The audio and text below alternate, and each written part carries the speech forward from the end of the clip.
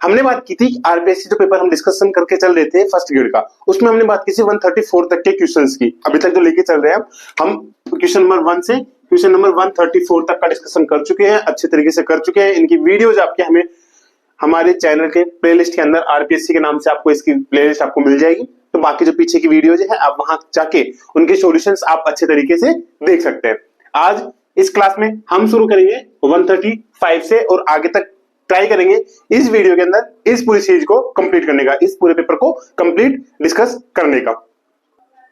तो hello students, welcome to our YouTube class भौतिकी। मेरा नाम है हितेश और हम डिस्कस कर रहे हैं आरपीएससी फर्स्ट ग्रेड पेपर जो अभी जून 29 को हुआ था उसके बारे में। आज की क्लास में हम बात करेंगे क्वेश्चन नंबर 135 की, जिसमें हम बात करेंगे क्वेश्चन नंबर 135 के अंदर हम डिस्कस करके चलेंगे किस तरीके से हम सारे क्वेश्चंस करते हैं। फिर इसके बाद इसी के साथ साथ हम एक सीरीज लेके चल रहे हैं, सीरीज 2025 के नाम से, जो अपकमिंग एग्जाम जो हमारा आरपीएससी फर्स्ट ग्रेड का आ रहा है उसके रिगार्डिंग आपको काफी हेल्पफुल वहां से मिलेगी, काफी हेल्प आपको वहां से मिलेगी। तो अगर आप चैनल पर नए हैं तो चैनल को सब्सक्राइब करें, बेल आइकन प्रेस करें, कमेंट्स करें, शेयर करें, लाइक करें एंड अपना प्यार यूं ही बनाए रखें। अपने सजेशंस हमें कमेंट्स के थ्रू, हमारे टेलीग्राम, इंस्टाग्राम के थ्रू हमारे साथ शेयर करें ताकि हम अपने आप में थोड़ा इंप्रूव करें आपके लिए, आपके बेटर फ्यूचर के लिए। तो आज ज्यादा देरी ना करते हुए करते हैं अगली क्लास की अगले क्वेश्चन की शुरुआत। क्वेश्चन नंबर 135 आपकी स्क्रीन पे विजिबल होगा। क्वेश्चन था हमारा, due to the external vertical force Fy equals to F naught cos omega t, a body suspended by a spring performs forced steady state oscillation. According to the law, y equals to a cos omega t minus phi. The work performed by the force Fy during one time period is. One time period के अंदर हमें निकालना है force. Okay, one time period के अंदर हमें निकालना है वर्क डन। वर्क डन कितना कर पाता है। हमें दो चीजें यहाँ पे गिवन है। फर्स्ट ऑफ ऑल हमें एफ वाई दे रखा है यहाँ पे, F naught cos omega T, and the second thing is Y हमें दे रखा है यहाँ पे, और वाई के साथ कांस्टेंट क्या था हमारे पास यहाँ पे, ए। वाई हमें दे रखा है A cos omega T minus five. हमें पूछा है यहाँ पे वर्क डन। वर्क डन कुछ नहीं होता, वर्क डन का सिंपल सा फॉर्मूला होता है एफ डब्ल्यू इक्वल्स टू में 0 से t, एक फुल साइकिल यहां पे जाएगा F dot dy upon dt and dt।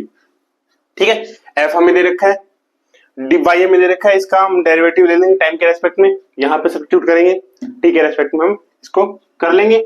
तो dy अपॉन dt क्या हो जाएगा, ए कांस्टेंट है, cos omega t minus five, cos का होता है साइन माइनस साइन, और ओमेगा हो जाएगा minus omega sine omega T minus five. Alright, तो हमारे पास आ जाएगा minus A omega sine omega T minus five. ये वाली वैल्यू और एफ वाली वैल्यू यहाँ पे सब्स्टिट्यूट करते हैं और मान हमारा निकालते हैं। तो ओमेगा बराबर आ जाएगा 0 से T minus A F naught omega cos omega T into में sine omega T minus five and dt। Cos omega T and sine omega T minus five, cos A minus sine B या फिर sign A cos B क्या होता है, तो हम जानते हैं since sine A cos B जो होता है हमारा वो होता है 1/2 and sine A plus B plus sine A minus B, sine A plus B plus sine A minus B. Alright, तो यहां से 1/2 हमारे पास क्या लिखा है, sine omega T minus five and cos omega T. तो यहां पे आ जाएगा sine A omega T minus five plus B omega T, that mean 2 omega T minus five plus sine A minus B omega T minus five and यहां से आ जाएगा हमारे पास cos omega T minus omega, तो omega से minus omega cancel out, minus five बचेगा हमारे यहाँ पे माइनस फाइव। ठीक है, इसलिए यहाँ पे इक्वेशन रखेंगे। अब ये वाला हमने बोला था sine 2 omega two theta cos two theta, जब भी ऐसा फंक्शन हमारे पास आएगा कि sine two theta cos two theta, उसका हम एक फुल साइकिल के अंदर लेके चलेंगे 0 से t। तो 0 से t वन टाइम पीरियड के अंदर उसकी जो वैल्यू होती है वो हमारे पास ऑलवेज क्या होती है, 0 होती है। That mean sine two theta और से कोस टू थीटा ऑलवेज होती है 0। कब? जब 0 से t हम इसका टाइम पीरियड लेके चलते हैं। ठीक है, तो इसके लिए तो 2 omega T complete cycle period हो गया 2 ओमेगा टी, तो ओमेगा टी थीटा ही होता है। ठीक है, थीटा इक्वल्स टू हम क्या लिखते हैं, ओमेगा टी। तो इसकी वैल्यू यहां रखेंगे 0 होगी, हमारे पास सिर्फ क्या आएगा ये, तो इसलिए ओमेगा इक्वल्स टू में माइनस ए एफ ओमेगा 0 से T minus 5 dt which will equals to, यहां से जो आएगा A F naught omega sine 5 into यहां से हो जाएगा t। अब t बराबर होता है हमारा 2 पाई बाई ओमेगा, जहां रखेंगे तो आ जाएगा ओमेगा बराबर ए F naught omega sine 5 into 2 pi by omega. ठीक है, ठीक है, और 1/2 और था हमारे पास यहाँ पे, तो 1/2 2 से 2 कैंसिल आउट हो जाएगा, ओमेगा से ओमेगा बच चला जाएगा, एंड हमारे पास जो वर्क आएगा वो वर्क आ जाएगा और W बराबर, ये याद रखना ये और ये अलग अलग है हमारा, ये W है हमारा और ये जो आ रहा है ये ओमेगा है, ओमेगा W। ठीक है, तो W बराबर हमारा हो जाएगा work done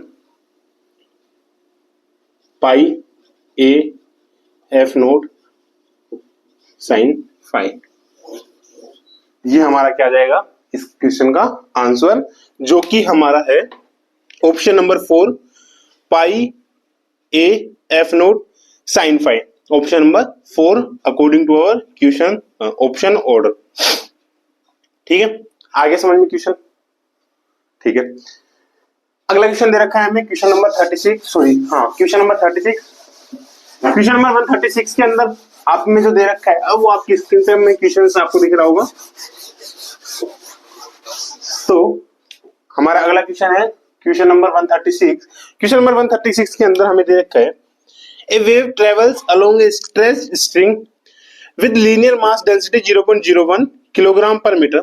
The wave has an angular frequency of 100 radian per second, an amplitude of 0.02 meter, and propagates at a speed of 10 meter per second. The average power transmitted by the wave along the string is, here we have given, हमें क्या क्या चीजें दे रखी है, एक हमें दे रखी है मास डेंसिटी। मास डेंसिटी को हम क्या करेंगे, म्यू से डिनोट करते हैं, तो ये हो जाएगा हमारा 0.01 kg पर metre. Second thing angular frequency, angular frequency हम ओमेगा से करके चलते हैं, जो कि हमें दे रखा है सो रेडियन पर सेकंड, रेडियन पर second. Third one is amplitude, amplitude हम ए से करेंगे, ये हमें दे रखा है 0.02 एंड मीटर। और फोर्थ हमें दे रखा है यहाँ पे स्पीड वेलोसिटी v 100 मीटर पर सेकंड। और हमसे पूछा गया है so average power for a wave on a string is given by, average power पूछा है स्ट्रिंग के अलोंग। ठीक है, तो एवरेज पावर के लिए जो फॉर्मूला होता है, डायरेक्ट फॉर्मूला जो हमें दे रखा है वो होता है फॉर एवरेज पावर, वो होता है 1/2 mu A square omega square v, 1/2 mu A square omega square V. ठीक है, वैल्यू सब्स्टिट्यूट करते हैं यहाँ पे, तो वैल्यूज करेंगे 1/2 इंटू म्यू 0.01 इंटू ए स्क्वायर 0.02 का होल स्क्वायर इंटू ओमेगा 100 का स्क्वायर एंड 2 में वी 10, तो यहां से हमारा आ जाएगा 1/2 इंटू, इसको हम क्या लिख सकते हैं 10 टू पावर -2 लिख सकते हैं, कोई दो नहीं है। ठीक है, यहां से 2 का तो 4 हो जाएगा एंड 0.01 मतलब 10 टू पावर माइनस 2 का स्क्वायर 10 टू पावर माइनस 4, ये 10 टू पावर 4 इंटू 10, ये दोनों टर्म्स कैंसिल आउट। यहां से ये एक टर्म कैंसिल आउट हो जाएगी, तो हमारे पास 1/2 into 10 to power minus 1 into 4, तो हमारे पास यहाँ से जाएगी 2 into 10 to power minus 1 which will be 0.2, और पावर है तो आती है हमारी वॉट के अंदर, तो 0.2 इसका क्या हो जाएगा, हमारा आंसर हो जाएगा। क्वेश्चन नंबर 136, 0.2 ऑप्शन नंबर 4 हमारा यहाँ पे आंसर हो जाएगा। कोई भी डाउट, कोई भी तकलीफ, कोई भी दुख दर्द पीड़ा जो भी आपका हो, शेयर करना एज ए ब्रदर, बड़े भाई की तरह, मेंटर की तरह, आपके गाइड की तरह, आपके एज ए टीचर की तरह आप मेरे साथ शेयर कर सकते हैं। तो ये हमारा क्वेश्चन नंबर 136। नेक्स्ट क्वेश्चन हमारा 137 जो कि आपकी स्क्रीन पे है। A wire under tension vibrates with a fundamental frequency of 256 Hz. What would be the fundamental frequency if the wire were half long, twice as thick and under 1/4 of the tension? मतलब हमें एक चीज दे रखी है यहाँ पे fundamental frequency, question number 137, एक चीज हमें दे रखी है यहाँ पे fundamental frequency which we have denotes mu equals to में 256 हर्ट्ज। फंडामेंटल जो फ्रीक्वेंसी होती है फॉर ए स्ट्रिंग, ये हमें पूछा है कुछ चेंजिंग करके, तो इसका जो नॉर्मली फॉर्मूला हमारे पास होता है फंडामेंटल फ्रीक्वेंसी का, fundamental frequency for a stretch string, fundamental frequency for a stretched string, वो हमें दे रखी है f बराबर 1/2 L under root of mu upon में सॉरी t अपॉन में म्यू। ठीक है, अब कंडीशंस क्या क्या दे रखी है। पहली चीज, वायर की जो लेंथ है वो हाफ कर दी जाती है, मतलब L जो है L प्राइम नया जो होगा L/2 हो जाएगा, ये वाला L। दूसरा, डबल ट्वाइस एज थिक, जो उसकी थिकनेस है वो डबल कर दी जाती है। थिकनेस विच मींस जो उसकी रेडियस होगी वो डबल, तो रेडियस डबल होगी तो उसकी जो सॉरी डायमीटर डबल होगी, डायमीटर डबल होगी तो रेडियस उसकी क्या हो जाएगी, double, which is r prime क्या हो जाएगा यहाँ पे 2r। Third one is and under 1/4 the tension, tension का जो मान है वो क्या कर दिया यहाँ पे 1/4, मतलब t को हमने क्या चेंज किया यहाँ पे t/4, टी चेंज हुआ, एल चेंज हुआ, इससे क्या फर्क पड़ेगा, इससे फर्क पड़ेगा हमारे म्यू के अंदर। म्यू क्या है हमारे पास यहाँ पे, म्यू हमें बेसिकली यहाँ पे दे रखा है linear mass density, linear mass density, linear mass density क्या होती है, मास डिवाइड में एल प्राइम जो होगा, L prime basically minute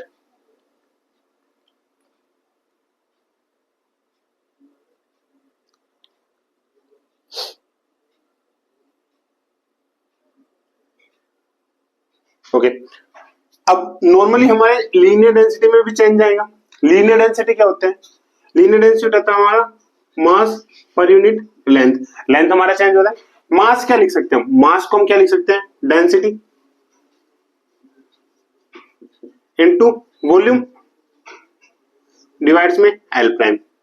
volume को हम क्या लिख सकते हैं, लीनियर ये पे क्या बोलते हैं लेंथ इनटू में एरिया, तो ये हम क्या लिख सकते हैं, डेंसिटी जो हमारा है म्यू पुराना वाला, वॉल्यूम हमारा जो चेंज हुआ है L, area A prime divides में एल प्राइम। ठीक है, कुछ चेंज नहीं करना, सेम रखना है। एल ऊपर भी चेंज हुआ है, नीचे भी चेंज हुआ है, डजंट मैटर। एरिया, एरिया क्या होता है हमारा, एरिया जो होता है वो होता है पाई आर प्राइम का square which is pi 2r 4 हो जाएगा, 4r स्क्वायर तो ये हो जाएगा 4a। ठीक है, ये वाला मान यहां रखेंगे तो सो म्यू प्राइम बराबर हमारे पास आ जाएगा mu into L prime into यहां से आएगा हमारे पास ए प्राइम की वैल्यू 4a डिवाइड्स में एल प्राइम, तो 4 अगर बाहर आता है तो ये पूरा पूरा सेम आएगा हमारा सेटअप, तो यहां से आ जाएगा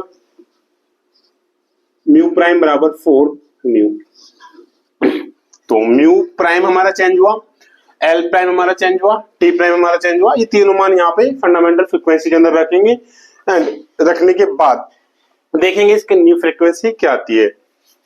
सो एफ इक्वल्स टू हमारा हो जाएगा 1/2 L, L by 2 under root of T को t/4 डिवाइड में 4 म्यू।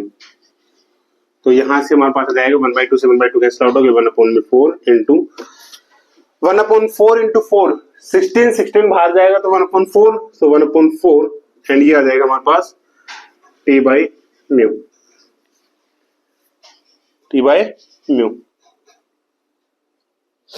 ठीक है, okay.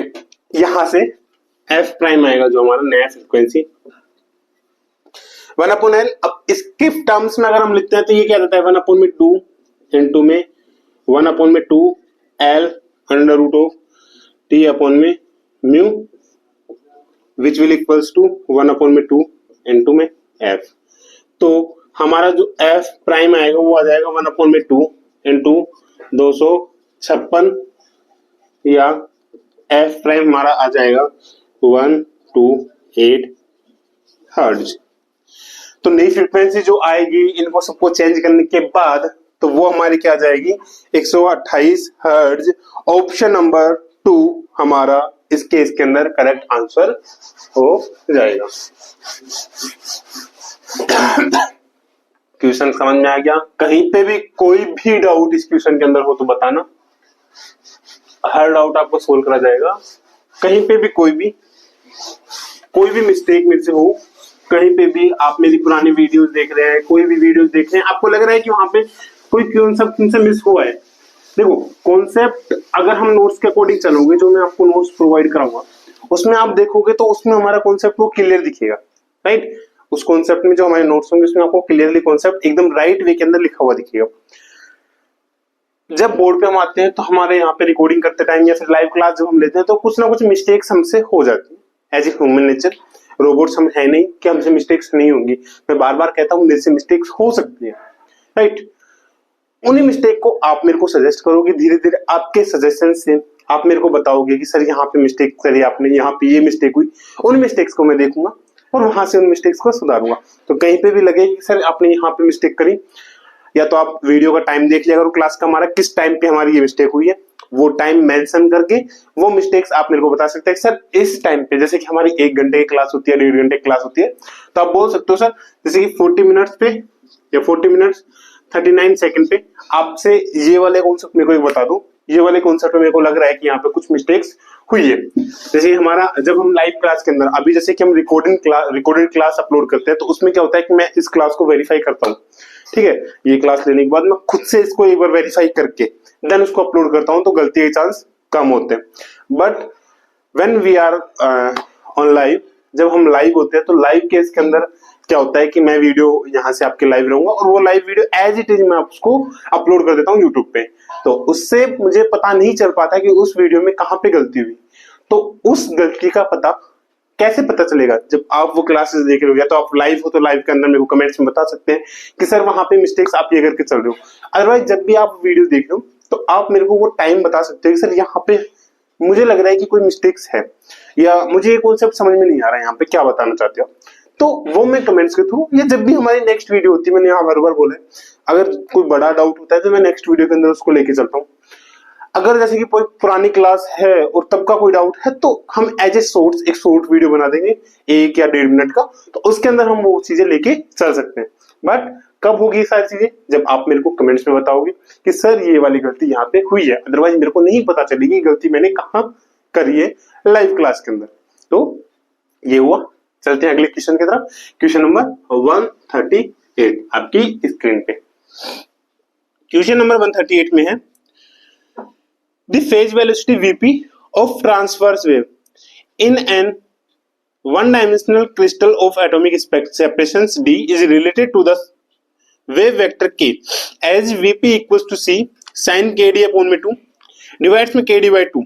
Here c is a constant. The group velocity of these waves is, हमें क्या दे रखा है? ग्रुप वेलोसिटी दे रखा है Vp, वो हमें दे रखा है c sign K D by two divides में के डी बाई टू। सी हमारा क्या है यहाँ पे कांस्टेंट है, और हमसे पूछा है यहाँ पे ग्रुप वेलोसिटी। सिंपल सी चीजें हैं, हमें क्या बताना है यहाँ पे, इसको ग्रुप वेलोसिटी हमें यहाँ पे बता के चलना है।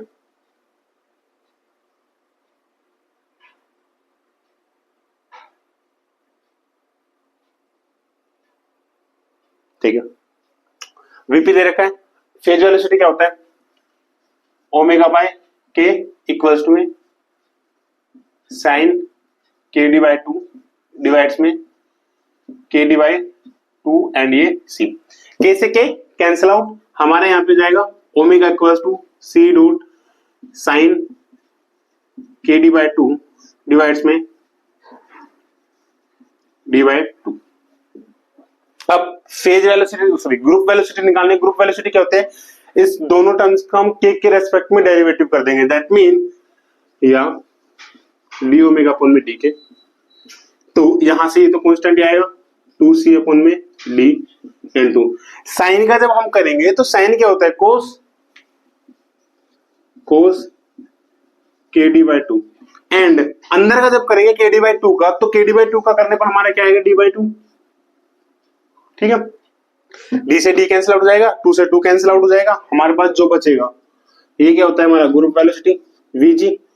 ये हो जाएगा हमारा सी डॉट कोस के डी बाई टू, हमारा आंसर सी डॉट कोस के D by to. Option number हमारा जाएगा ये 4 सी कोस के डी बाई टू। ठीक है, ऑप्शन नंबर 4 हमारा यहाँ पे आंसर हो गया।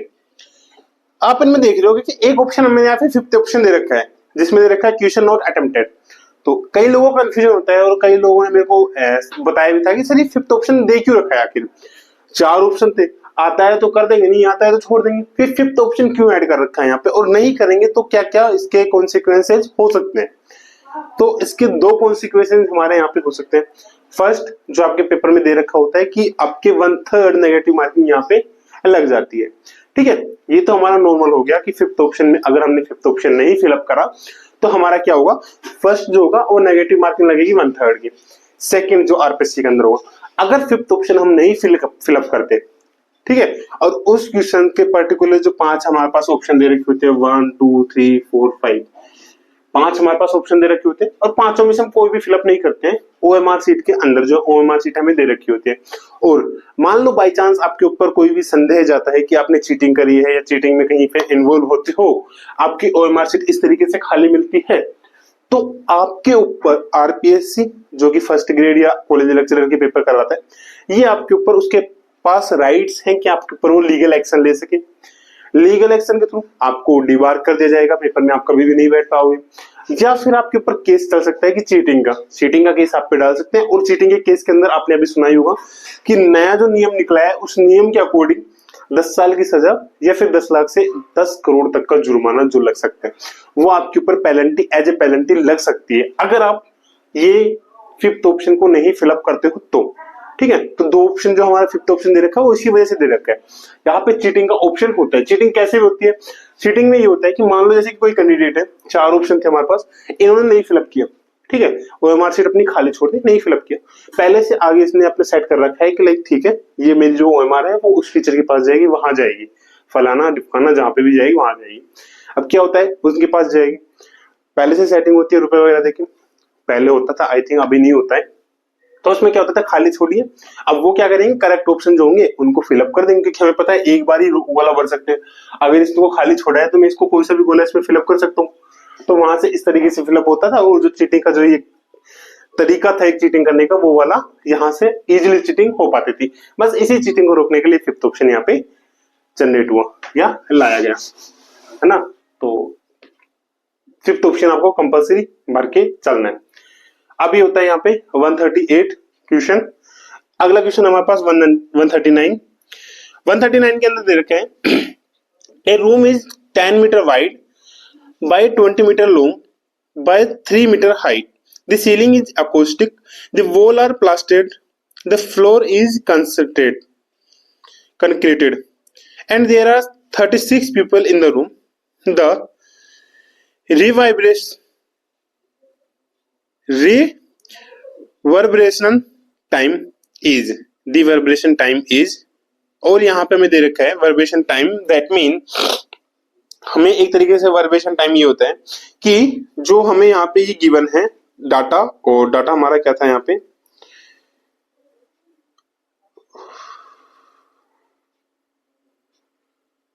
Sound absorption coefficients are acoustic ceiling के लिए 0.6160, प्लास्टर के लिए 0.03, कंक्रीट के लिए 0.02, टेक अब्जॉर्बिंग पावर पर पर्सन टू बी 0.5। तो यहाँ पे हमें निकालना है रिवर्बरेशन टाइम। टाइम के अंदर बेसिकली हम पहले निकालेंगे टोटल एब्जॉर्प्शन कितना हो रहा है। टोटल एब्जॉर्प्शन निकालने के बाद फिर हम यहाँ पे बात करेंगे टाइम की, तो वो टाइम हम यहाँ पे निकालते हैं।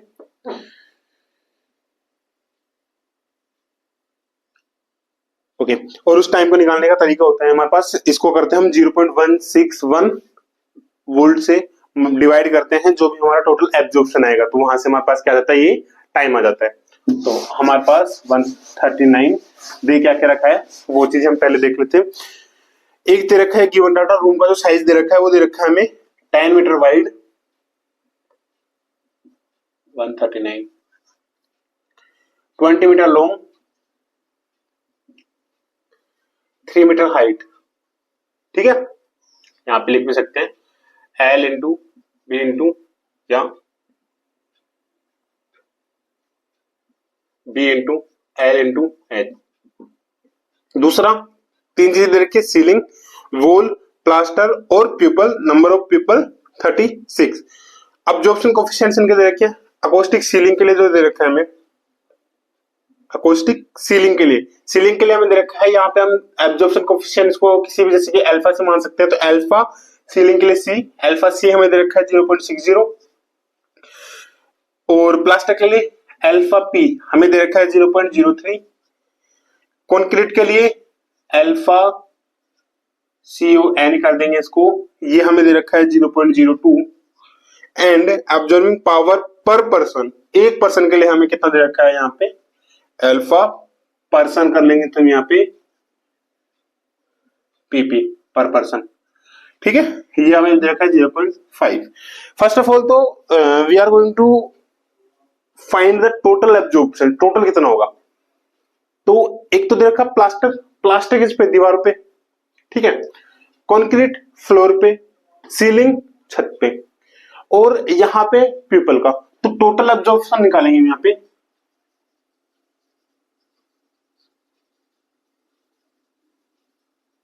और देखो टोटल एब्जॉर्प्शन कैसे होगा, पहले मान लो सीलिंग का निकालते हैं, तो सीलिंग छत जो होगी, छत क्या होगी, लंबाई इंटू चौड़ाई, टोटल जो इसका एरिया होगा, टोटल एरिया में लंबाई इंटू चौड़ाई 10 इंटू 20 जो टोटल एरिया होगा, इंटू में इसका एब्जॉर्प्शन कोएफिशिएंट कितना है 0.6 प्लस सीलिंग होगी। अब आती है दीवारों की बात, तो दीवारें दो साइज की होंगी, एक होगी हाइट चौड़ाई, दूसरी होगी हाइट और लंबाई, हाइट चौड़ाई हाइट लंबाई, उसका जो एरिया हो दोनों का। ठीक है, तो हाइट चौड़ाई और लंबाई के लिए दो होंगी, मतलब 2 times of L into H, और इसका जो है हमारे पास सिंपल सा दे रखा है यहाँ पे 0.3 प्लस, दूसरा हमारा हो जाएगा 2B into H into 0.03 plus, ये हो गया, दीवारें हो गई, छत हो गई। फ्लोर पे वही सेम चीज, लंबाई इंटू चौड़ाई, तो 20 इंटू 10 इंटू इसका हमें कोएफिशिएंट दे रखा है 0.02, ठीक है, प्लस पर पीपल 0.5 दे रखा है, टोटल कितने हैं 36, तो ये हो जाएगा 36 इंटू 0.5, यहां से आ जाएगा 200 into 0.6 plus 2 into L into H, L हमें दे रखा है 200, एच दे रखा है 3, तो हो गया 60 इंटू 0.03 प्लस यहां से 10 इंटू 3 30 इंटू 2 इंटू 0.03 प्लस, और यहां से हो जाएगा 200 इंटू 0.02 प्लस यहाँ पे 6 पंजे 30, 0 3 पंजे 15, 15 3 18, तो ये हमारा हो जाएगा 18। ठीक है, तो इसको सोल्व करेंगे तो यहां से आ जाएगा 6 दूनी 12, 12 और एक पॉइंट रहेगा 120 प्लस यहां से हमारे पास आएगा 120, 120, 120 इंटू 3, 12 दूनी 24, दूनी 36, 360, 360 और 2 पॉइंट हमारे पास है तो 360, दैट मीन 3.6 प्लस यहां से 60 इंटू 3 180, 180 और पॉइंट 2 पॉइंट है तो 180, 1.8 प्लस इसके अंदर 400, 2 दूनी 4, 4 400 और 2 पॉइंट दे रखे तो 4 हो जाएगा यहाँ पे प्लस ये हमारा 18, तो यहां से हो जाएगा 8, सॉरी पॉइंट्स में देख लेते पहले, 6 और 8 14, 4 1, 1 और 8 9, 9 और 4 13, 13 और 1 14, 14 3 14 और 3 17, 17 17 17 17 का 7 असल 1, 1 और 1 2, दूर 2 4 और वहां पे जाएगा 147.4, ठीक है। ये हमारे पास आ जाएगा टोटल एब्जॉर्प्शन कितना होगा, उतना हो जाएगा 147.2। अब हमें निकालना है टाइम, तो टाइम हमारे पास यहाँ पे आ जाएगा 0.161 डिवाइड्स में 147.4, तो टी यहां से जो हम निकालेंगे टी की वैल्यू वो हमारे पास आ जाएगी एंड इंटू 0.17 इंटू वॉल्यूम, तो 0.161 इंटू वॉल्यूम कितनी है हमारे पास, यहाँ पे सबका मल्टीप्लाई 10 इंटू 20 इंटू 3 डिवाइड्स में 147.4। तो इसको जब हल करेंगे, इसको जब सोल्व करेंगे तो हमारे पास जो आएगा वो आएगा 0.65 सेकेंड, 0.65 और ये आ जाएगा सेकेंड। यह हमारे पास इसका आंसर आ जाएगा कंप्लीट, इसका आंसर फाइनल, इसका आंसर जो भी इसका आंसर होगा। ओके ऑलराइट, समझ में आ गया, ठीक है। अगला क्वेश्चन है क्वेश्चन नंबर 140। क्वेश्चन नंबर 140 के अंदर दे रखा है the total electrostatic energy of a uniformly charged shell of radius r and charge q is proportional to. Easy question था ये तो, और इसमें हमें कुछ भी नहीं देखा, इलेक्ट्रोस्टैटिक एनर्जी पूछा है यहाँ पे, इलेक्ट्रोस्टैटिक एनर्जी यहाँ पर हमसे पूछी गई थी। एक लाइन आंसर बता दूंगा इसका तो मैं 140 electrostatic energy for charge shell, मतलब स्फेरिकल सेल के लिए पूछा गया है, और स्फेरिकल सेल के लिए इसकी जो एनर्जी होगी वो हमारे पास बेसिकली गिवन होती है U बराबर K Q स्क्वायर अपॉन में 2R। प्रोपोर्शनल पूछा है तो U is proportional to Q square upon में R।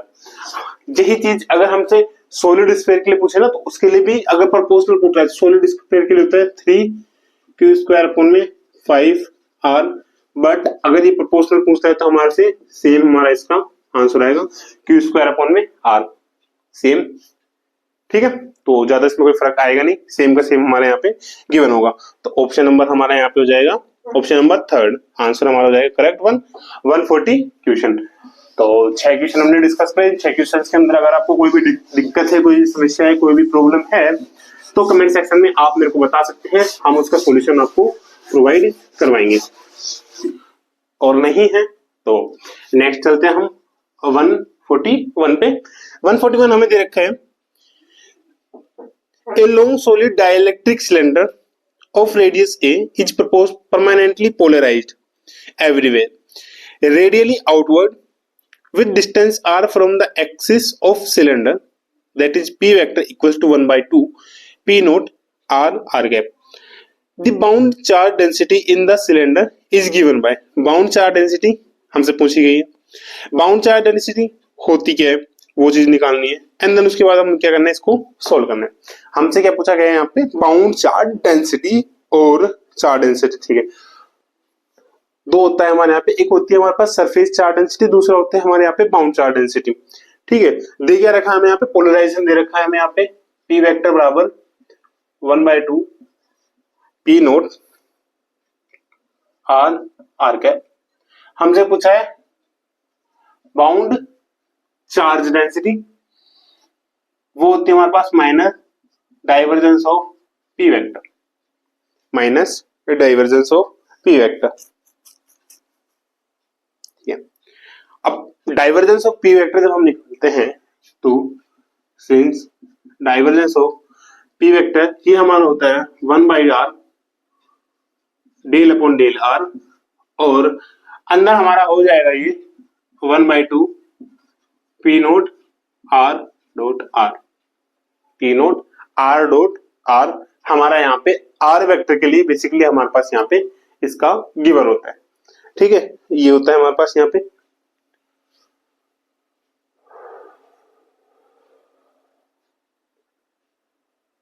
ओके, तो हमारे यहाँ पे जाएगा 1/r into 1/2 P naught as it is r square का डार के रेस्पेक्ट में करेंगे तो 2r, तो 2 से 2 कैंसिल आउट हो जाएगा, r से r कैंसिल आउट हो जाएगा, ये हमारे पास बचेगा पी नोट। ठीक है, तो ये वाली वैल्यू यहां रखेंगे तो हमारे पास सरफेस चार्ज डेंसिटी b क्या आ जाएगा, माइनस पी नोट, जो कि हमारा इसके लिए क्या हो जाएगा, इसके लिए correct the correct one answer हमारे पास इसके लिए हो जाएगा। राइट, तो इसके लिए जो ऑप्शन हो जाएगा हमारे पास करेक्ट ऑप्शन हो जाएगा ऑप्शन नंबर 2। ठीक है,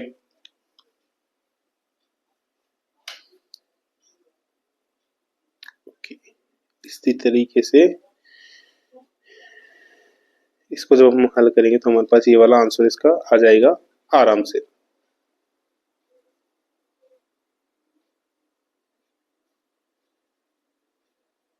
ठीक है, अगला दे रखा है क्वेश्चन नंबर 142।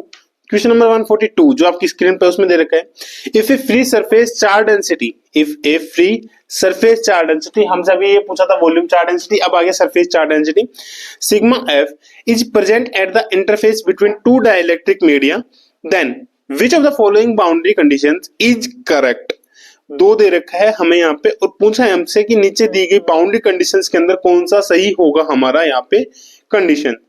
ठीक है, तो एक तो होता है कि जो surface charge density sigma F दे रखा है, तो इसका तो सीधा सीधा सा हमारे पास आंसर भी आ जाता है इसका। ठीक है, अब हमें यहाँ पे क्या है ना कि हमें यहाँ पे नहीं दे रखा है कि पोलराइजेशन वगैरह क्या होती है। सरफेस चार्ज डेंसिटी के लिए जो हमारी कंडीशन होती है वो होती है हमारी d2n माइनस d1n बराबर सिग्मा एफ। डायरेक्ट हमें यहाँ पे याद रखना है और कुछ भी नहीं था इस क्वेश्चन के अंदर, सीधा हमारे जो बाउंड्री, जब हम बात करेंगे ना ईएमटी के अंदर जब चलेंगे, जैसे कि अभी हमारे सीरीज के अंदर हम बात करें इलेक्ट्रॉनिक्स के अंदर, अब इलेक्ट्रॉनिक्स आपको लग रहा है कि सर बहुत धीरे लेके चल रहे हैं इलेक्ट्रॉनिक्स को, तो देखो इलेक्ट्रॉनिक्स बेटा ऐसी है ना कि लाइक उसके अंदर हमें हर चीज बहुत बारीकी से लेके चलनी पड़ती है। कॉन्सेप्ट जैसे कि अभी हम ट्रांजिस्टर के क्वेश्चन करते हैं, ट्रांजिस्टर में बहुत से ऐसे क्वेश्चन है जो सारे के सारे ऑलमोस्ट अलग अलग पैटर्न पे आधारित है, सबके सब मैंने जैसे कि उनको गो थ्रू किया सारे क्वेश्चंस को, तो सबके सब कुछ ना कुछ उसके अंदर ऐसा पैटर्न है कि उनको हम करने, अगर एक एक क्वेश्चन को भी हम लेके चल रहे हैं अलग अलग पैटर्न वालों को, तो भी वो 30 से 40 क्वेश्चंस हमारे यहाँ पे बन के आ रहे हैं।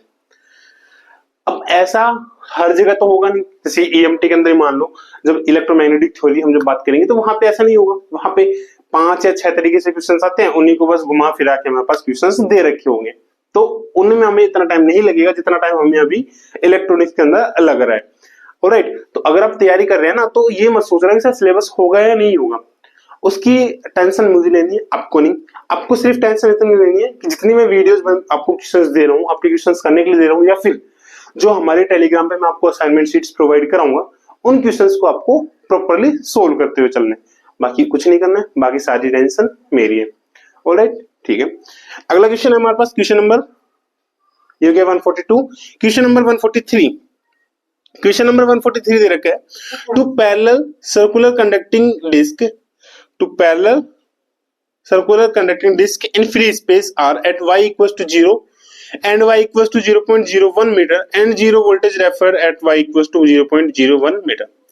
मतलब वोल्टेज का मान 0 कहां पे, 0.01 पे, तो वोल्टेज का obviously zero, y equal to zero पे उसका वन जीरो नहीं होगा।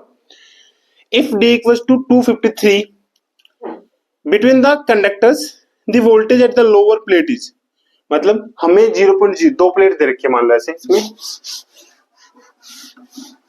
हमें यहाँ पे दो प्लेट्स दे रखी हैं इस तरीके से, ठीक है। ये जो है ये हमें दे रखा है y जीरो पे, ये जो दे रखा है y इक्वल टू 0.01 पे। यहाँ पे जो वोल्टेज का मान दे रखा है जीरो दे रखा है, और यहाँ पे वोल्टेज का मान हमसे पूछा गया है।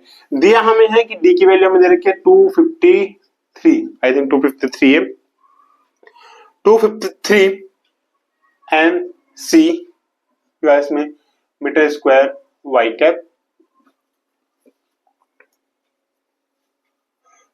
ठीक है। और हमसे पूछा है और यहां से ये बोला है नेगलेक्टिंग फ्रिंजिंग, ठीक है। तो two parallel circular conducting disc in free space are at y equals to 0 metre and y equals to 0.01 metre. Upper के लिए वोल्टेज जीरो दे रखी है, लोअर के लिए वोल्टेज हमें यहाँ पे निकालनी है। इन दोनों के बीच में जो d है, d क्या होता है हमारे यहाँ पे डिस्प्लेसमेंट फील्ड। डिस्प्लेसमेंट जो फील्ड दे रखा है हमें वहां पे वो दे रखा है 253, और पूछा है यहाँ पे voltage at the lower plate, ठीक है। तो फर्स्ट ऑफ ऑल तो वोल्टेज, अगर हमें वोल्टेज डिफरेंस निकालना है तो वोल्टेज का हम जानते हैं कि वोल्टेज डिफरेंस निकालने के लिए हमें वहां पे इलेक्ट्रिक फील्ड चाहिए होता है, सीधा सीधा से होता है ना, इलेक्ट्रिक फील्ड हमें वहां पे चाहिए होता है वोल्टेज के लिए। हमें डी दे रखा है, डी और इलेक्ट्रिक फील्ड फ्री स्पेस के अंदर बात कर रहे हैं, फ्री स्पेस के अंदर। फ्री स्पेस के अंदर मैंने शायद बताया था, फ्री स्पेस के अंदर डी का जो मान होता है वो हमारा होता है epsilon not E vector. Free space के अंदर बात हो रही है, ठीक है। तो यहां से ई वेक्टर जो आएगा हमारे पास वो क्या आ जाएगा, डी वेक्टर डिवाइड्स में एप्सिलॉन नॉट डी 253 एन का मतलब है nano 10 to power minus 9। Epsilon naught की जो वैल्यू होती है वो होती है हमारे पास 8.85 into 10 to power minus 12।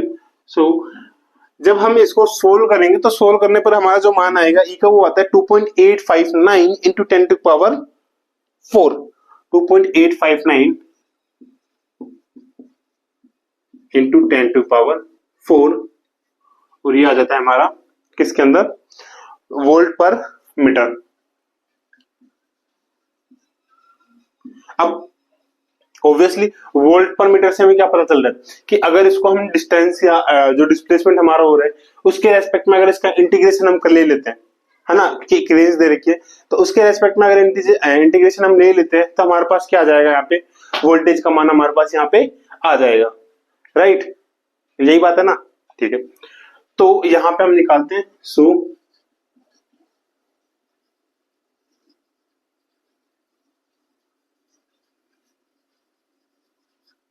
Voltage difference क्या जाएगा हमारे पास, कहां से जा रहा है, जीरो से v पे dv, इधर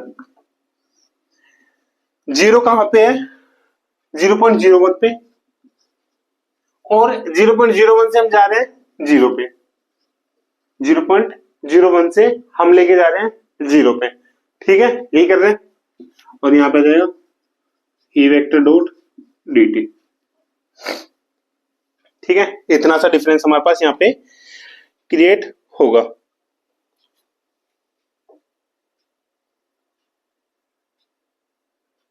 ठीक है, ये हुआ।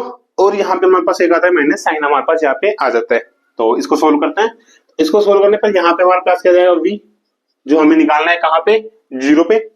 यहां से इसको सोल्व करेंगे तो माइनस ई की वैल्यू कांस्टेंट दे रखी है, टी जो हमें दे रखा है और टी नहीं आता है, यहाँ पे dx आएगा, यहाँ पे सॉरी dx, डिस्प्लेसमेंट हम निकाल रहे हैं यहाँ पे dx।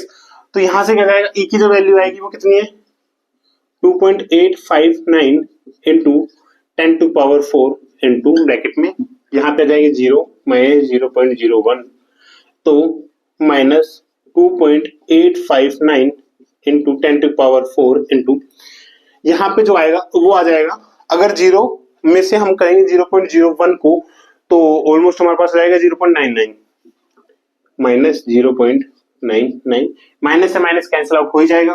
तो हमारे पास जो v इन दोनों को मल्टीप्लाई करने पर जो हमारे पास फाइनल आंसर आएगा वो हमारा ऑलमोस्ट आंसर आ जाएगा, सॉरी यहाँ पे हमारे पास 0 1 ही आएगा, 0 में से थोड़ी ना जाएगा कुछ। तो हमारा जो फाइनल आंसर आएगा वो आएगा 285.9, 285.9 विच इज ऑलमोस्ट 286 वोल्ट। ये हमारा क्या हो जाएगा इसका, इस क्वेश्चन का आंसर। और अच्छे तरीके से आपने इस क्वेश्चन को समझ लिया होगा।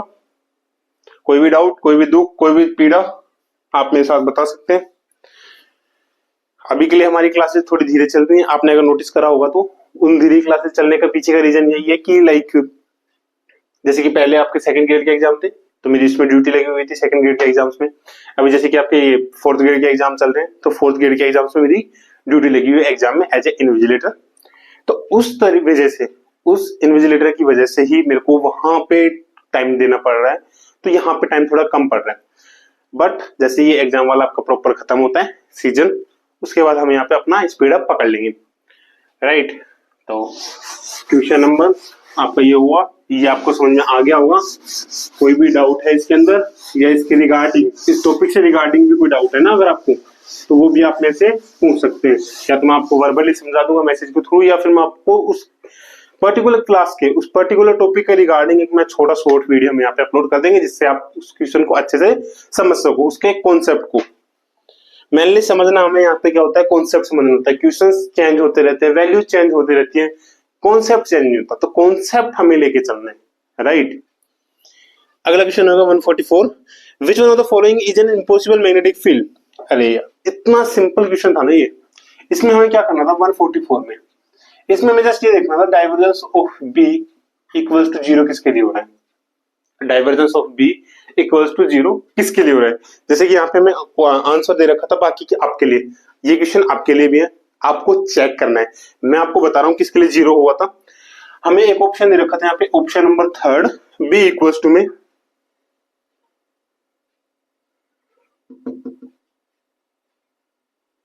3x square Z square X square Z square x cap and minus 2x Z cube Y Z cap. मुझे पता है ये वाला होगा, लेकिन आपको जो लास्ट जो पिछले 3 ऑप्शन यहाँ पे दे रखे वो आपको चेक करना है इसी तरीके से, जैसे मैं आपको बताऊंगा।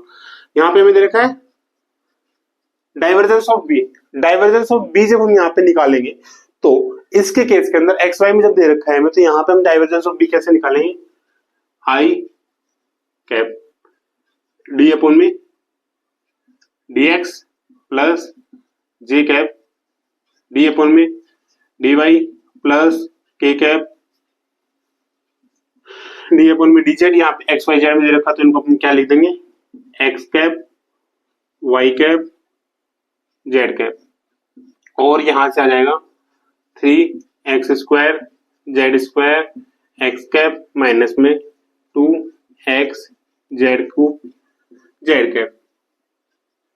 यहां से हमारा हो जाएगा x से x कैप ये वाला होगा, और x को इसके साथ करेंगे तो यहाँ पे आ जाएगा 6x Z square plus y cap है नहीं तो 0 माइनस जेड कैप, और यहां से z के रिगार्डिंग करेंगे तो z क्यूब का क्या हो जाएगा 3z square, 3 2 6 x Z square, जो कि हमें गिवन देके जाएगा यहाँ पे वैल्यू 0। इम्पॉसिबल, यहाँ पे क्या बोला था, विच of the following is impossible magnetic field. Impossible magnetic field का मतलब भी यही है कि इसका मान क्या होगा 0 होना चाहिए, ठीक है। तो इसका मान इसके लिए 0 हुआ, तो 144 के अंदर ऑप्शन नंबर 3 हमारा क्या हो जाएगा, इसके लिए द करेक्ट वन आंसर हो जाएगा। बाकी ऑप्शन आपको सोल्व करने हैं, सॉरी वन मिस्टेक। इम्पॉसिबल का मतलब है कि इज नॉट इक्वल टू 0 होना चाहिए, divergence of B is not equal to 0 होना चाहिए, ठीक है। ये हम पॉसिबल के लिए निकालते हैं। Divergence of B is not equal to 0, तो ये ऑप्शन नंबर 3 के लिए तो 0 हो गया, थर्ड ऑप्शन था। चलो सेकंड ऑप्शन पे आते हैं। सेकंड हमें दे रखा था 6x minus 6x Z X cap, B vector हमें दे रखा था minus 6x Z X cap and plus 3y Z square Z cap. I think Z cap दे रखा नहीं, वाई कैप। इसके लिए देखते हैं, तो इसके लिए निकालेंगे तो भाई डाइवर्जेंस ऑफ बी एक्स का करेंगे यहाँ पे एक्स के रिगार्डिंग, तो यहाँ से जाएगा -6z, और y का करेंगे तो प्लस y हो जाएगा 3z² is not equal to 0, which means option number 2 is impossible magnetic field. ठीक है, तो ऑप्शन नंबर 2, बाकी 1 और 4 आपको बचा हुआ है, वो आपको करके देखना है। उनकी वैल्यू अगर 0 है तो वो पॉसिबल है, उनकी वैल्यू अगर 0 नहीं है तो वो क्या हो जाएंगे, इम्पॉसिबल मैग्नेटिक फील्ड हो जाएंगे।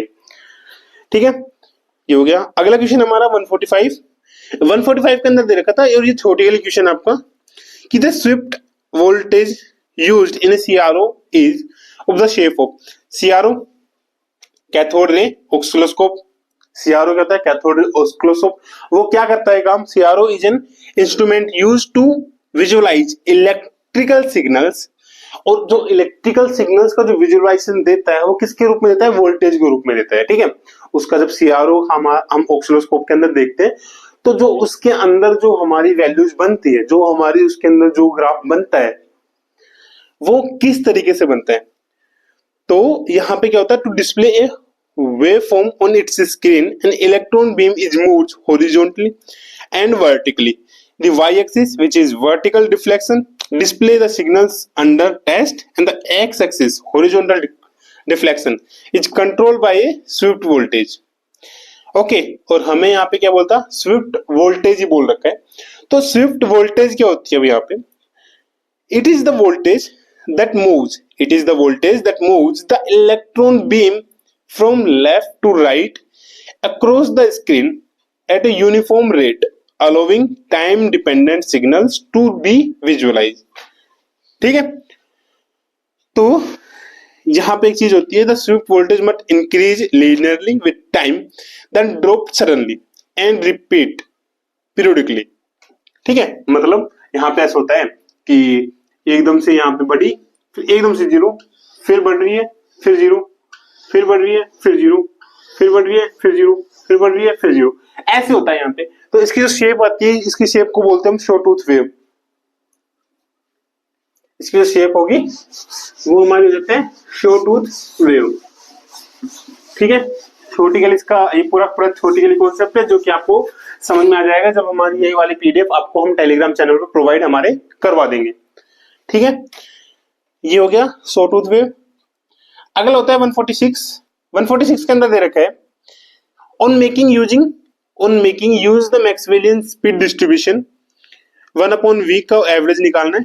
The mean value of the reciprocal of speed of molecules in an ideal gas at temperature T is m is the mass of each molecule and it's given by 0 to infinite x की power 2n plus 1 exponential of -a x square, और इसकी value में given था जब a की value is greater than 0।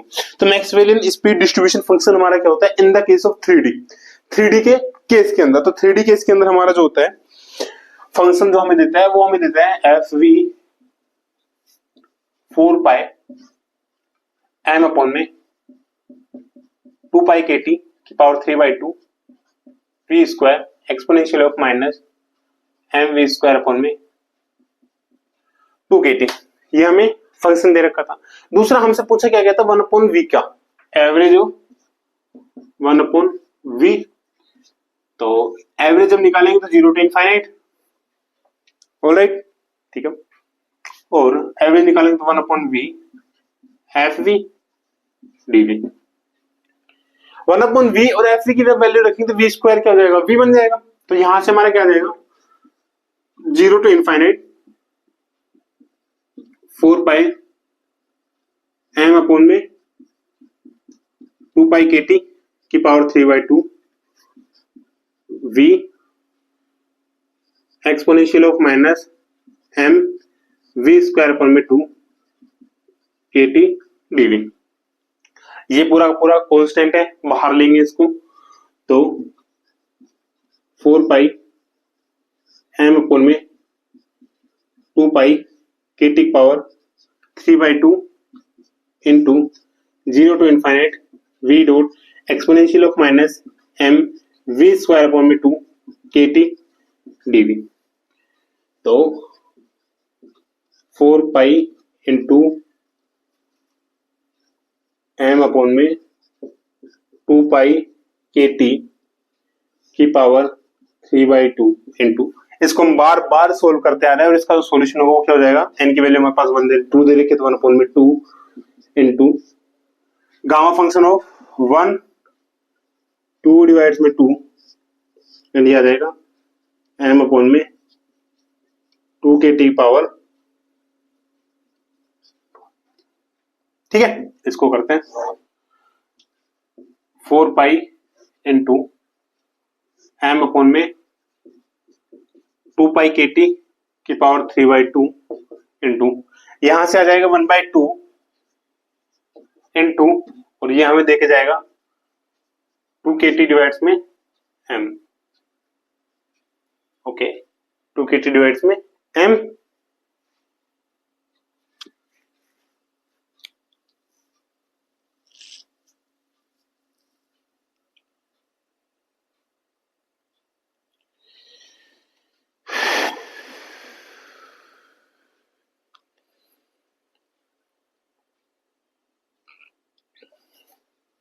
अब 3/2 है तो इसको हम क्या लिख सकते हैं, 4 पाई इंटू एम अपॉन में 2 पाई k T and M upon में 2 पाई के टी की पावर 1/2 इंटू के टी बाई एम, ठीक है। के टी एम एम के टी कैंसिल आउट हो जाएगा, पाई से पाई कैंसिल, 2 से 2 यहां से 2 बचेगा तो हमारे पास जो आएगा वो आ जाएगा 2 under root of m upon में 2 पाई के टी। अगर 2 को भी अंदर लेंगे तो 4 आएगा तो यहां से हमारे पास जाएगा 2m डिवाइड्स में पाई के टी। किसका आंसर आ जाएगा, एवरेज ऑफ 1/v का हमारे पास यहाँ पे इसका आंसर आ जाएगा 2m अपॉन में pi k T under root के अंदर। ऑप्शन आ जाएगा, ऑप्शन नंबर हमारे पास आ जाएगा ये option number 2 under root of 2m upon में pi k T. Question number 146। Next question है क्वेश्चन नंबर 147। इसके अंदर दे रखा है how will the diffusion coefficients d and viscosity coefficient n of an ideal gas change if the volume increase m times isothermally। एक दो दे रखा है हमें डिफ्यूजन कोफिशिएंट्स, ठीक है d। दूसरा हमें यहाँ पे देखा है विस्कोसिटी कोफिशिएंट्स n और दे रखा है हमें यहाँ पे isothermal process in which the temperature will be constant या temperature remains constant. Question number 146 आपकी स्क्रीन के ऊपर दिख रहा होगा आपको, अच्छे तरीके से चार ऑप्शंस उसके देख लीजिए। तो यहाँ पे हमें दे रखा है क्वेश्चन नंबर 147, डिफ्यूजन कोएफिशिएंट दे रखा है d एंड एक विस्कोसिटी दे रखा है हमें यहाँ पे n, इसको और दे रखा है हमें यहाँ पे आइसोथर्मल प्रोसेस।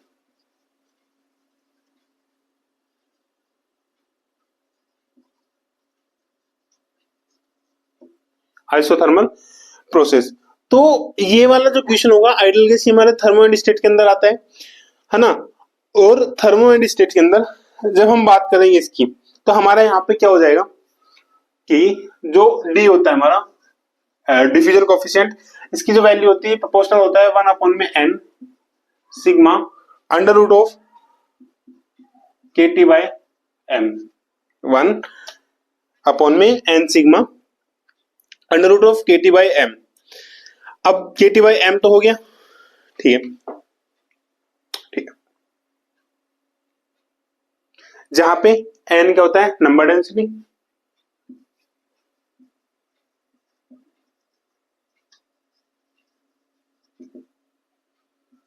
सिग्मा जो होता है वो हो जाएगा कोलिजन क्रॉस सेक्शन,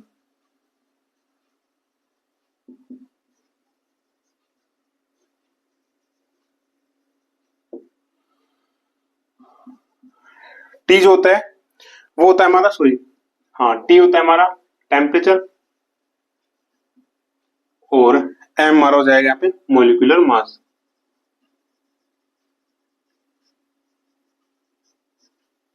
यहां पे बोल रहे हैं हम जो v है v को हम बढ़ा रहे हैं m टाइम्स, वॉल्यूम चेंज हो रही है m टाइम्स ऑफ v। हम जानते हैं कि जो वॉल्यूम होता है वो क्या होता है, नंबर जो नंबर डेंसिटी बोल रहे हैं हम, नंबर डेंसिटी के प्रोपोर्शनल होता है, ठीक है। तो हमारा ऑप्शन जो होगा यहाँ पे हम m टाइम्स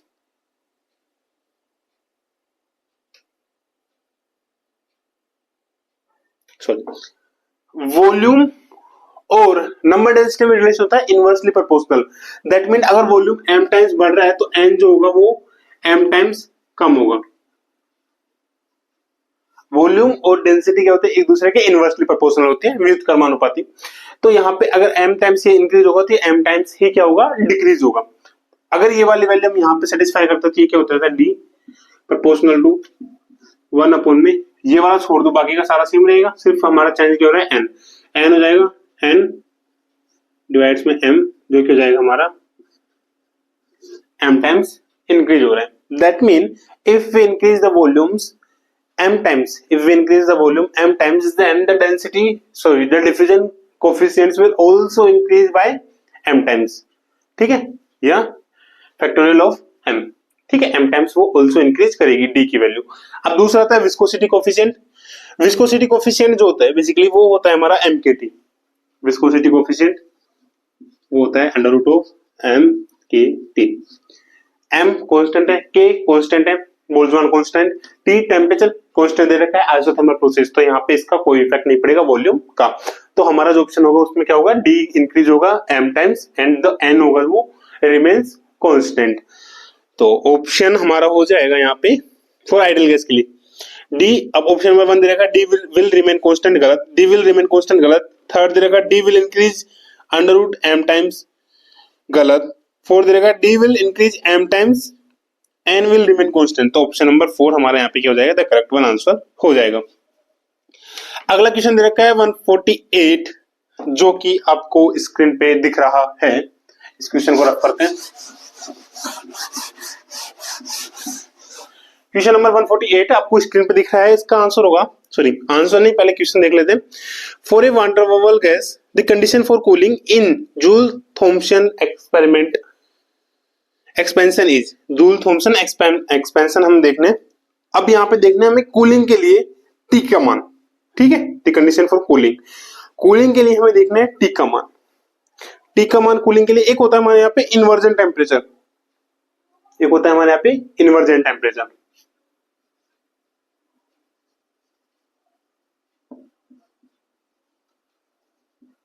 जिसको हम बोलते हैं T इन से, वो होता है 2a अपॉन में हमारा RB, 2a अपॉन में RB, ठीक है। अब दो चीजें होती है यहाँ पे, एक कूलिंग का होता है, एक हीटिंग का होता है। जब कूलिंग की हम बात करते हैं ना, T वो होना चाहिए T इन से कम in the case of cooling. When we are going to discuss about the heating, तो T will be greater than is T in for heating, ठीक है। ये वाला कूलिंग के लिए, ये वाला हीटिंग के लिए। तो हमारा कूलिंग के लिए निकालना है, हमारा हो जाएगा T is less than 2a divides में RB। ऑप्शन कोई मैच हो रहा है यहाँ पे? Option number third, option number third हमारा इजिली यहाँ पे क्या हो रहा है, मैच हो रहा है 148 के लिए। नेक्स्ट आता है हमारा 149, निम्न मैक्सवेल संबंध किस उष्मागतिकी विभव से व्युत्पन्न होते हैं? Which thermodynamics potentials leads to the following Maxwell's relation. चार चीज दे रखिए, Helmholtz free energy, Gibbs free energy, internal energy, enthalpy, ठीक है। तो यहाँ पे जो हमारा होता है एस और वी, एस और वी किस पर डिपेंडिंग होते हैं? यहाँ पे एस और वी देखा ना, एक को कॉन्स्टेंट लेके। अब देखो हमारे यहाँ पे एक सिंपल सा कॉन्सेप्ट होता है,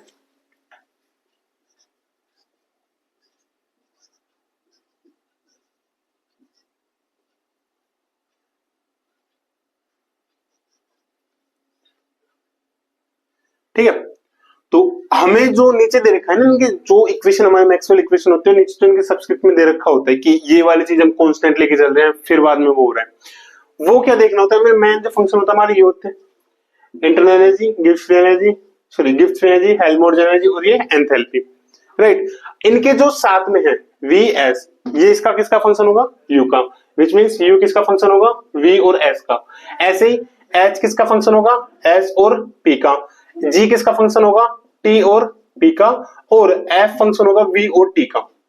अब इक्वेशन के अंदर हमें क्या दे रखा है, इक्वेशन के अंदर हमें दे रखा है एफ, सॉरी वी और एस के अंदर विच मीन्स जो मैक्सवेल इक्वेशन हमें यहाँ पे गिवन है वो किससे ड्राइव हो रही है, इंटरनल एनर्जी से हमारे पास वो चीजें ड्राइव हो रही है। अब किस तरीके से ड्राइव हो रही है वो चीजें हम यहाँ पे देख लेते हैं। यहाँ पे क्या हो जाएगा u, अब u के केस के अंदर क्या होता है ना, यहाँ पे इन दोनों का शॉर्ट ट्रिक सही वाली माइनस माइनस लेके चलेंगे। u के केस के अंदर हम देखेंगे तो u के साथ में है, इनका डिफरेंशियल करना है एंड मल्टीप्लाई करना है क्रॉस मल्टीप्लाई, इनका डिफरेंशियल करना है ना क्रॉस मल्टीप्लाई करना है।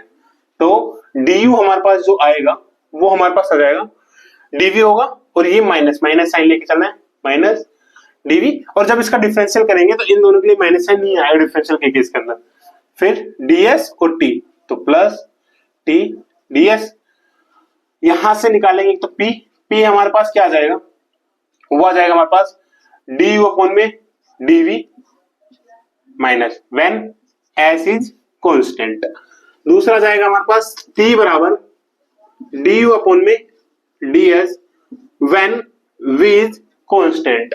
ठीक है, अब हमें ये भी पता है कि d स्क्वायर u अपॉन में ds dv बराबर होता है d स्क्वायर u अपॉन में dv ds, d square u upon में ds dv equals to d square u upon में dv ds होता है। इन दोनों का दोबारा से कर देंगे एक बार और डिफरेंशियल, तो यहां से ये वाला जाएगा डेल p अपॉन में डेल, और s के रेस्पेक्ट में s equals to minus ds dv, और ये किसके लिए था, ये v के लिए, एंड डेल t अपॉन में del v in the case of s ये हो जाएगा हमारे पास डेल स्क्वायर u डिवाइड में dv ds। ये दोनों इक्वल है, ये दोनों इक्वल है, तो वो दोनों भी क्या होंगे, इक्वल होंगे। तो यहां से हमारा क्या जाएगा dt अपॉन में डेल v s बराबर माइनस डेल p अपॉन में डेल s, और ये हो जाएगा v। हमारा क्या हो जाएगा यहाँ पे ये वाली इक्वेशन, और ये वाली इक्वेशन हमारी सेटिस्फाई हो रही है। डेल t अपॉन में डेल v s कांस्टेंट है equals to minus del p upon में डेल s v कांस्टेंट है, तो यहाँ पे ऑप्शन क्या जाएगा इंटरनल एनर्जी। इसी तरीके से आप बाकी जो तीन मैक्सवेल इक्वेशन है, तीन मैक्सवेल इक्वेशन यहाँ से आप निकाल सकते हैं इसके थ्रू जो हमारा आएगा ये वाले आएंगे, और ये हमारा था एक u के लिए। जब हम बात करेंगे हमारे, मान लो कि यहाँ पे h के लिए बात कर रहे हैं तो dh, अब h के लिए ये वाला हो गया, दोनों के डिफरेंशियल होंगे तो माइनस साइन यहाँ पे आने से रहा, तो यहाँ से हो जाएगा t ds plus v dp। ऐसी बात करेंगे df की, तो df के केस के अंदर हमारा हो जाएगा ये वाला, दोनों के लिए माइनस आएगा minus s dt minus p dv। ऐसे ही बात करेंगे जब dg की dg, तो यहां से हो जाएगा माइनस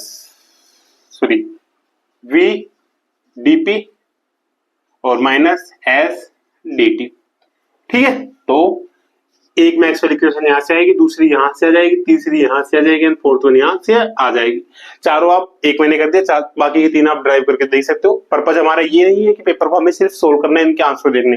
पर्पज हमारा ये है कि आने वाले अपकमिंग जो एग्जाम है, आने वाला जो आगे का एग्जाम है, उसके लिए हमें यहाँ पे अच्छे से अपनी प्रिपरेशन लेके चलनी है।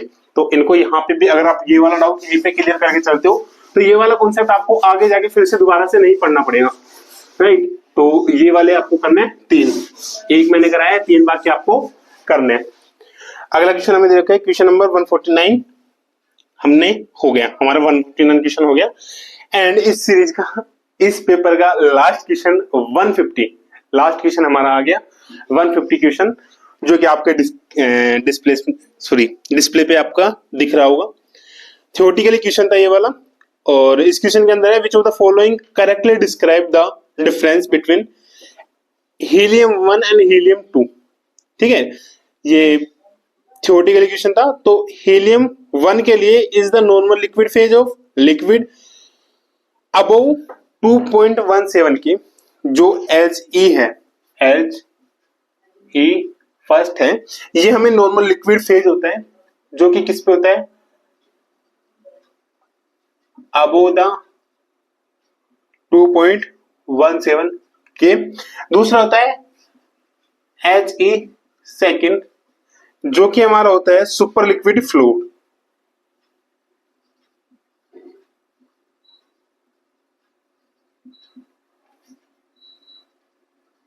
सुपर लिक्विड फ्लूइड फेज, और ये होता है हमारा बिलो 2.17 के। ये नॉर्मल लिक्विड फेज, ये हो गया नॉर्मल लिक्विड फेज, ये हो गया सुपर लिक्विड फेज। और हमसे पूछा क्या है, H is has high thermal conductivity while H double dash has low thermal conductivity. H1 exhibit super fluidity while H2 behave like a normal fluid. H1 is a normal fluid while H2 is a super fluid. Option number third हमारा यहाँ पे क्या हो जाएगा, the correct one answer हो जाएगा। ठीक है, बिहेव लाइक नॉर्मल फ्लूइड और no super fluid property H1। H second होता है जीरो विस्कोसिटी होती है इसकी। ठीक है, पहली चीज होती है जीरो विस्कोसिटी और वेरी हाई थर्मल और flow through टिनी pores without resistance. तो करेक्ट स्टेटमेंट हमारा क्या हो जाएगा, He हो जाएगा ए नॉर्मल फ्लूइड और वाइल H सेकंड जो हो जाएगा हमारा हो जाएगा सुपर लिक्विड फ्लो। और दूसरा इसके लिए जो होता है वो क्या होता है यहाँ पे, ये हमारा होता है जीरो विस्कोसिटी।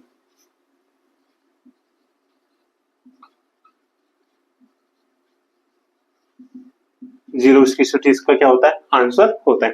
तो ये वाले थे हमारे सारे 150 क्वेश्चंस जो आए थे। इन 150 क्वेश्चंस के अंदर हमने वो क्वेश्चंस भी लिए थे जो नॉर्मल टीचिंग के लिए आपके जो फर्स्ट ईयर के अंदर आते हैं। एक की टीचर एज ए टीचर आप किस किस तरीके से उनको पढ़ाते हो, किस तरीके से डील करना होता है, जो 5, 10 या 15 क्वेश्चन जो हमारे थे वो वाले क्वेश्चन हमने यहाँ पे डिस्कस किए थे।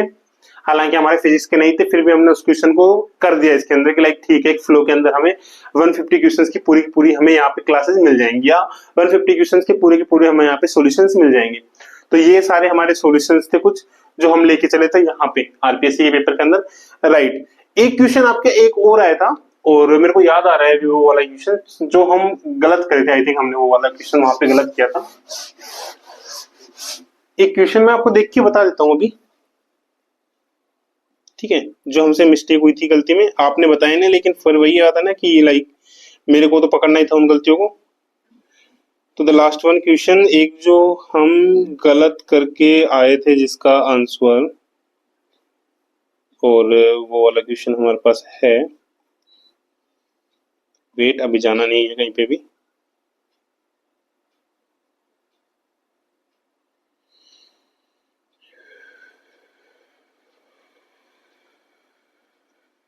बाकी कैसी रही सीरीज कमेंट में बताना, मजा आया आपको पेपर इसी तरीके से सोल्व करवाने में। अगर आपको मजा आया तो इस तरीके से हम और भी बाकी पेपर भी सोल्व करवा सकते हैं आगे वाले। और इस पेपर सॉल्यूशन के अंदर किस तरीके से हमें इंप्रूवमेंट करना है कि सर और थोड़ा इसको इंटरेस्टिंग वे बना सके हम, तो आपके सजेशंस ऑलवेज वेलकम। हमारे यूट्यूब पे कम्युनिटी मैंने ओपन कर रखा है, हमारा कम्युनिटी पोस्ट, वहां पे भी आप अपने सजेशंस हमारे साथ शेयर कर सकते हैं, हमारे टीम के साथ या हमारे चैनल पर जो जुड़े हुए हैं उनके साथ आप सारी चीजें अपनी शेयर कर सकते हैं। तो यहाँ पे हमारा क्वेश्चन था, राइट, क्वेश्चन नंबर 5 स्टार्टिंग का क्वेश्चन था, आपके डिस्प्लेसमेंट पे होगा। क्वेश्चन नंबर 5 जो हमारा था वो था, for the transistor circuit show in the figure it is given that the voltage drop between the base and emitter is 0.5 volt, what will be the ratio of resistance R2 divided by R1 in order for the emitter current to be 1 milliampere। Emitter current दे रखा था हमें और हमसे पूछा यहाँ पे voltage drop, ठीक है, R2 डिवाइड में R1। अब इसको सोल्व कैसे करेंगे, एक तो था हमें इमीटर करंट दे रखा है IE 1 मिली एम्पियर, RE हमें यहाँ पे गिवन है, RE हमें यहाँ पे गिवन क्या है, यहाँ पे 2 किलो ओम। तो जो वोल्टेज होगी इमीटर वोल्टेज वो हमारी क्या हो जाएगी यहाँ पे 1 into 2 which is 2 volt. VBE हमें दे रखा है 0.5 वोल्ट। तो इससे बेस वोल्टेज जो होगी VB और वोल्टेज डिवाइडर है तो VTH होगा। ये क्या आ जाएगी हमारे पास, ये हमारे पास आ जाएगी VBE plus VE which is 2 plus 0.5 2.5 volt. एक चीज, दूसरा वोल्टेज डिवाइडर है R1 R2 है, वोल्टेज डिवाइडर को जब चेंज करते हैं तो हमारा जो V टीएच आता है, वीटीएच आता क्या आता है, वीसीसी इंटू R2 डिवाइड में R1 प्लस R2। तो यहां से वीटीएच जो आएगा, आर वीसीसी हमें दे रखा था यहाँ पे 7.5, R2 डिवाइड में R1 plus R2। VTH equals है, सो हमारे पास क्या आ जाएगा, ये 7.5 R2 डिवाइड में R1 प्लस R2 बराबर 2.5, और ये हो जाएगा 7.5 R2 डिवाइड्स में 2.5 R1 प्लस 2.5 R2। तो R2 उधर जाएगा तो ये हो जाएगा हमारे पास 5 R2 बराबर 2.5 R1।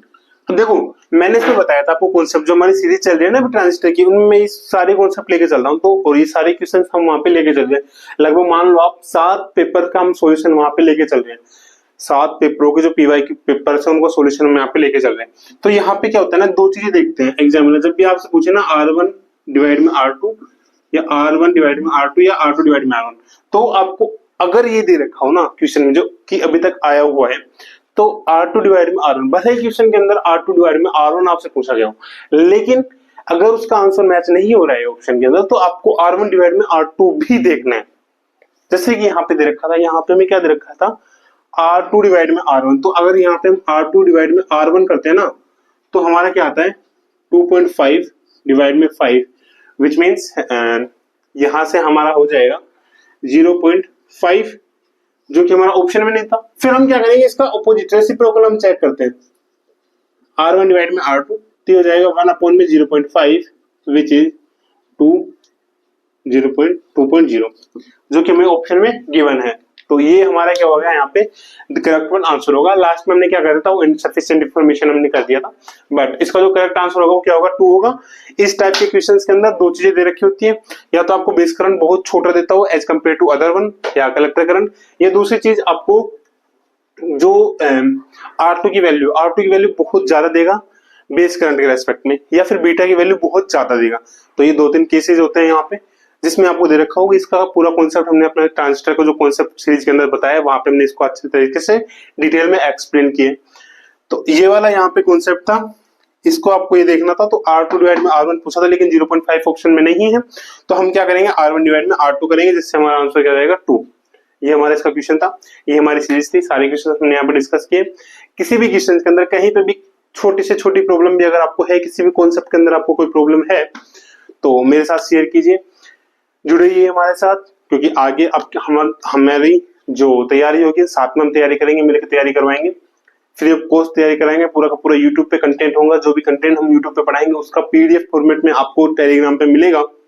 प्लस में इसके साथ ही जैसे ही हमारे एग्जाम्स नजदीक आएंगे, तो हम ट्राई करेंगे कि आपके लिए हम फ्री मॉक टेस्ट लाने की भी पूरी करें, या तो फ्री मॉक टेस्ट, या फिर जो हम साइट हमारी बनाएंगे, तो साइट का जो खर्चा आएगा, जो भी थोड़ा बहुत होता है, 600 या 700 रुपए के समथिंग आता है, तो वो हम हमारे बजट से कर सकते हैं।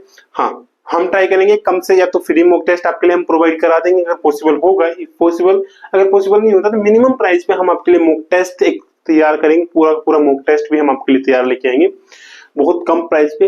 अदर कोचिंग जो भी हैं सबके कंपैरिजन में बहुत कम प्राइस पे हम आपके लिए मॉक टेस्ट सीरीज लेके आएंगे। जब भी आपके एग्जाम पास आएंगे, तो उस मॉक टेस्ट सीरीज से जुड़ने के लिए भी आपको क्या करना होगा, सिर्फ इतना सा करना है, हमारे यूट्यूब चैनल को सब्सक्राइब करना है, बेल आइकन प्रेस करके रखना है, टेलीग्राम चैनल ज्वाइन करके रखना है, जहां पे आपको सारे इन्फॉर्मेशन मिलेंगे। इंस्टाग्राम चैनल को आपको फॉलो करना है, जहां पे आपको शॉर्ट्स वगैरह रील्स के रूप में आपको कॉन्सेप्ट समझ में आएंगे या बताए जाएंगे। प्लस में व्हाट्सएप हमारे ग्रुप भी आप ज्वाइन कर सकते हैं। तो ये सारे चैनल आप ज्वाइन कर सकते हैं, जहां से आपको हमारे रिगार्डिंग जो भी अपकमिंग एग्जाम्स या जो भी इंफॉर्मेशन होगी, उसके सारे की इनसाइट्स आपको मिलेंगे। तो कैसा लगा आपको पेपर सॉल्यूशन? अगर अच्छा लगा है तो लाइक करना, कमेंट में बताना सजेशंस आपकी कि अगला पेपर हमें कौन सा सोल्व करके चलना है। बाकी मिलते हैं अगले क्लास में।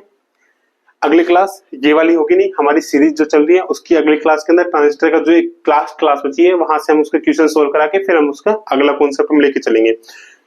तो उस क्लास के अंदर मिलते हैं, उस क्लास के अंदर। तब तक के लिए ध्यान रखिए अपना और अपनों का। पढ़ते रहिए इसी तरीके से फिजिक्स, और खुश रहिए बिना टेंशन के, किसी भी अलग से बोझ को लिए बिना। पढ़ते रहिए फिजिक्स। मिलते हैं जल्दी ही। आपसे फिर से। जय हिंद।